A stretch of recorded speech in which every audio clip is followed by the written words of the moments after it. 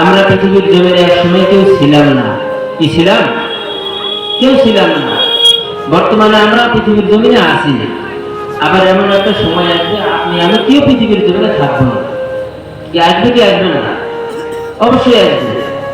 তার কারণ আপনার আমার চোখের সামনে কত মানুষ আসলো গেল, কোনো সিরিয়াল নেই। কে কখন যাবে দুনিয়ার জমি থেকে, কাকে কখন আল্লাহ তাআলা ডাক দেবে কেউ জানে না।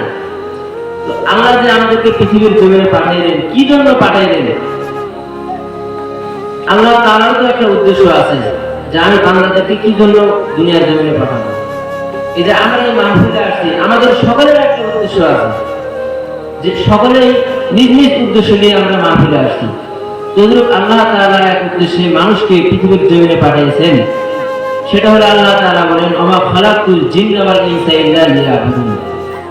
আমি আল্লাহ রাব্বুল আলামিন পৃথিবীর জমিনে মানব জাতিকে পাঠিয়েছি আমি আল্লাহর ইবাদত করার জন্য।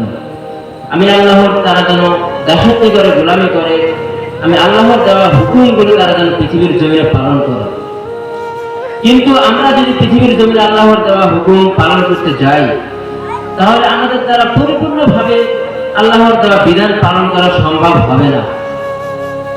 তার কারণ আল্লাহ রাব্বুল আলামিন যতগুলো বিধান, বিধিবিধান পবিত্র কোরআনের মাধ্যমে মানব জাতিদেরকে মেসেজ হিসেবে পাঠিয়েছেন, সমস্ত বিধিবিধানগুলো যদি আপনি আমি পালন করতে যাই, তো আপনার আমার দ্বারা সমস্ত বিধিবিধানগুলো একসঙ্গে পালন করা সম্ভব হবে না। কাজে আল্লাহ তাআলা উন্নত আয়াতে এটা বলে দিয়েছেন,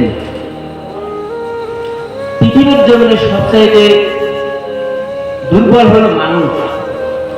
এই মানব জাতি যখন গুনাহ করে, তখন মানব জাতির অন্তরে একটা কুমন্ত্রণা দেয়।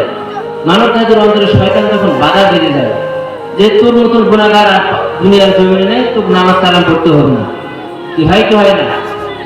অনেক সময় আমরাও বলি যে মানুষটা নামাজ পড়ে না, রোজা রাখে না, ইসলামের পরিপন্থী কাজ করতেছে, এখন নয় আল্লাহ মাফ করবে না। কিন্তু এমনটি নয়।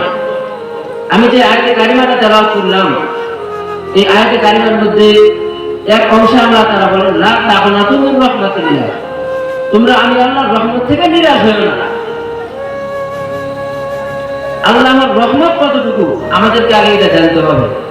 আর আপনার আমার গুনাহের পাহাড় কতটুকু আর আল্লাহর রহমত কতটুকু, এটা যদি আপনি আমি জানতে পারি, তাহলে বাস সবকিছু ক্লিয়ার। কত মানুষ দেখবেন সারা জীবন অন্যায় অপরাধ করে গেছে, কিন্তু মৃত্যুর আগে এমন হয়ে গেছে আল্লাহ তাআলা তাকে ইমানের হালতে মরণ দান করেছে। মৃত্যুর আগে ওই ব্যক্তিটা ইসলামের উপর পরিপূর্ণভাবে ঢুকে গেছে, অথচ সারা জীবন গুনাহের কাজ করছে, কিন্তু শেষ বয়সে এসে আল্লাহ তাআলা তাকে কবুল করে নিয়েছে। আল্লাহ কাকে কবুল করবে, কাকে দিনের বুঝ দান করবে, এটা একমাত্র আল্লাহ তাআলাই জানেন। তাই বলে আপনি আমি যদি বসে থাকি যে আল্লাহ আমাকে হেদায়েত দান করে দিবে, আমি বসে থাকি, হবে না। আল্লাহর কাছে হেদায়েতটা চাইতে হবে, গুনাহ করেছি আল্লাহর কাছে মাফ চাইতে হবে, আল্লাহ অবশ্যই মাফ করবেন।